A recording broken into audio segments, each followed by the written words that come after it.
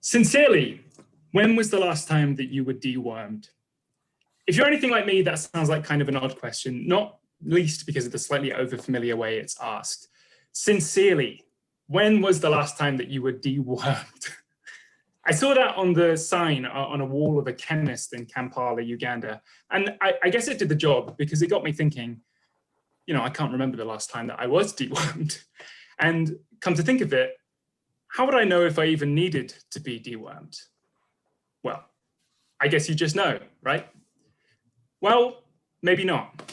Statistically speaking, about 1 in 3 people live with some kind of parasite inside them.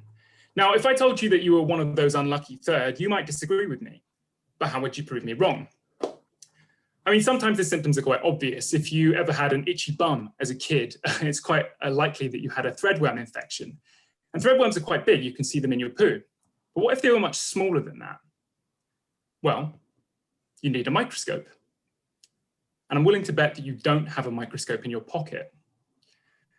The aim of my research is to put one there.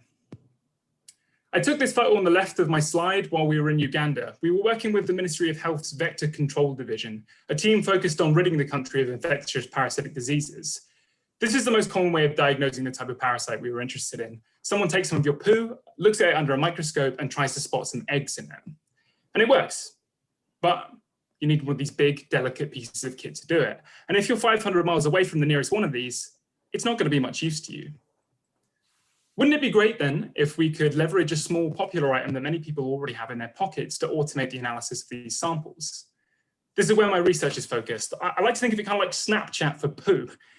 If you think about it, modern smartphones already provide all the stuff you need for a microscope. They have high definition cameras, integrated power sources, and they're really good at image processing, so we can automate a process that's usually very time consuming.